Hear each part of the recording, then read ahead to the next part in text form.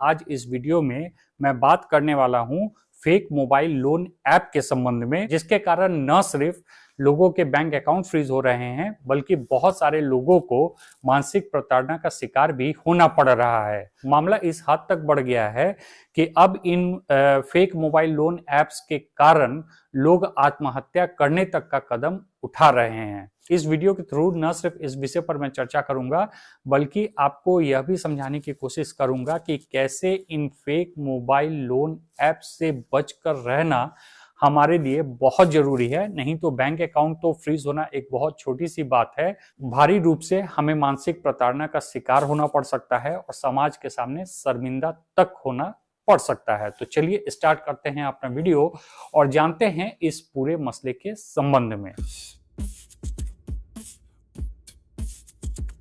Friends, इस पूरे कहानी की शुरुआत होती है कोविड से। कोविड के कारण मिडिल क्लास फैमिली की जो भी फाइनेंशियल कंडीशन थी वो काफी खराब हो गई और लोगों को पैसे की जरूरत पड़ने लगी और इसी आपदा में अवसर तलाशा इन फेक मोबाइल ऐप्स वालों ने। यह फेक मोबाइल ऐप्स जो थे वह कुकुरमुत्तों की तरह उगने लगे और पूरे इंटरनेट पर छा गए। इन्होंने वेरियस सोशल मीडिया प्लेटफॉर्म का सहारा लिया और अपना प्रचार प्रसार किया। सबसे पहले इन्होंने नो पेपर वर्क का सहारा लिया, यानी कि आपको लोन चाहिए तो किसी भी तरह के पेपर वर्क की आवश्यकता नहीं है।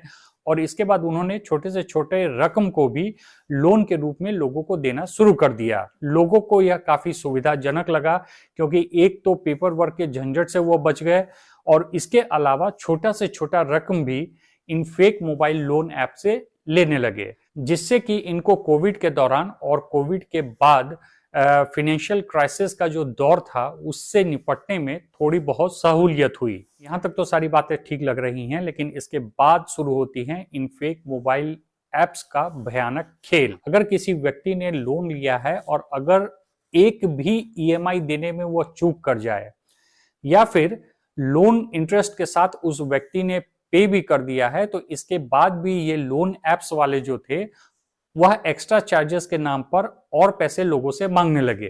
अगर आपने ईएमआई टाइम पर नहीं भरा या फिर लोन पे करने के बावजूद आपने कोई भी एक्स्ट्रा चार्ज देने से मना कर दिया, तो सबसे पहले इन लोन ऐप्स वालों के एजेंट्स जो होते हैं वह आपको व्हाट्सएप करते हैं और व्हाट्सएप पे आपको भद्दी भद्दी गालियां दी जाती हैं और आपको चेताया जाता है कि अगर आपने ईएमआई टाइम पर नहीं भरा या एक्स्ट्रा चार्ज देने से मना किया तो इसी तरह से व्हाट्सएप पे आपको और परेशान किया जाएगा और आपको भद्दी भद्दी गालियां दी जाएंगी। तब भी अगर वह नहीं मानते हैं तब यह एजेंट्स डायरेक्टली उन लोन लेने वाले लोगों को कॉल करते हैं और सीधे तौर पर उन्हें तरह तरह की धमकियां दी जाती हैं कि अगर आपने ईएमआई टाइम पर नहीं भरा या फिर आपने अगर एक्स्ट्रा चार्ज नहीं दिया तो आपके साथ कुछ बहुत ही बुरा हो सकता है। इतने पर भी अगर बात नहीं बनती है तो यह एजेंट्स आपके कॉन्टैक्ट लिस्ट से आपके सारे कॉन्टैक्ट्स को निकाल लेते हैं और उन सारे कॉन्टैक्ट्स को एक एक करके व्हाट्सएप किया जाता है, जिसमें यह मैसेज लिखा जाता है कि वह फलाना व्यक्ति जिसने लोन लिया है वह एक डिफॉल्टर है और वह पैसा लेकर भाग चुका है। इन शॉर्ट, आपके कॉन्टैक्ट लिस्ट में जितने भी लोग हैं उनको यह बताया जाता है कि आप लोन का पैसा लेकर भागे हुए एक भगोड़े हो। अब आप सोच सकते हो कि अगर आपके कॉन्टैक्ट लिस्ट में इस तरह की बातों को किसी भी लोन ऐप के द्वारा मैसेज कर दिया जाता है तो फिर इसका परिणाम क्या होगा। डेफिनेटली उस कॉन्टैक्ट लिस्ट में आपके फ्रेंड्स होंगे, आपके रिश्तेदार होंगे और आप जो भी काम करते हैं तो आपके काम से संबंधित लोग भी आपके कॉन्टैक्ट लिस्ट में होंगे।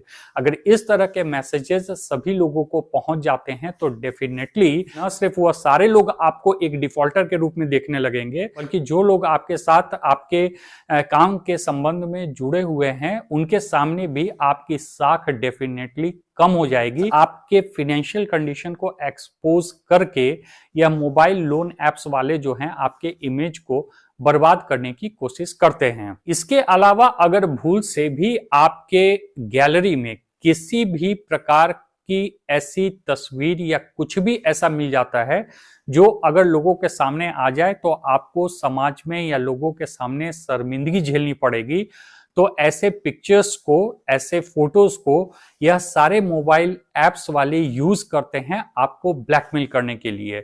ब्लैकमेल के नाम पर जो भी लोन का रकम है उससे तिगुना चौगुना रकम आपसे वसूल किया जाता है। इसके अलावा मनगढ़ंत तरीके से आपके संबंध में बहुत सारी अफवाहें जो हैं आपके कॉन्टैक्ट लिस्ट में जितने भी लोग हैं उन सबों के पास फैलाया जाता है ताकि आपका साख और आपका इमेज जो है वो पूरी तरह से बर्बाद हो जाए। इस सिचुएशन में एक व्यक्ति को कितनी मानसिक प्रताड़ना झेलनी पड़ सकती है आप इसका अंदाजा लगा सकते हैं, और जब यह मानसिक प्रताड़ना हद से गुजर जाता है तो एक आदमी आत्महत्या तक का कदम उठा लेता है।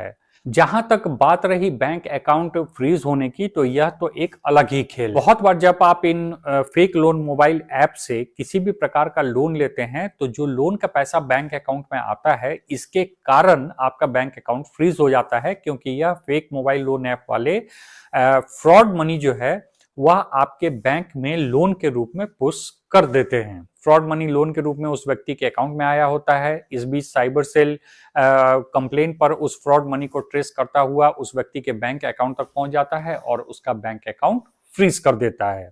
अब सुरक्षा की दृष्टि से आपको कुछ बातों का ध्यान रखना पड़ेगा। आप ऐसे ही किसी भी लोन ऐप पर विश्वास करके उनसे लोन न लें, नंबर 1। नंबर 2, आप कभी भी लोन अगर किसी भी ऐप से ले रहे हैं तो इस बात का आप ध्यान रखें कि आप कभी भी अपने कॉन्टैक्ट और गैलरी का परमिशन उन ऐप्स वालों को न दें, क्योंकि यह रेड फ्लैग है कि कल को वह ऐप आपके कॉन्टैक्ट और आपकी गैलरी को यूज करके आपको फंसा सकती है। एक महत्वपूर्ण बात यह भी है कि अगर कोई fake mobile loan app Google play पर लिस्टेड है, इसका मतलब यह नहीं है कि वह कोई फ्रॉड ऐप नहीं हो सकता है।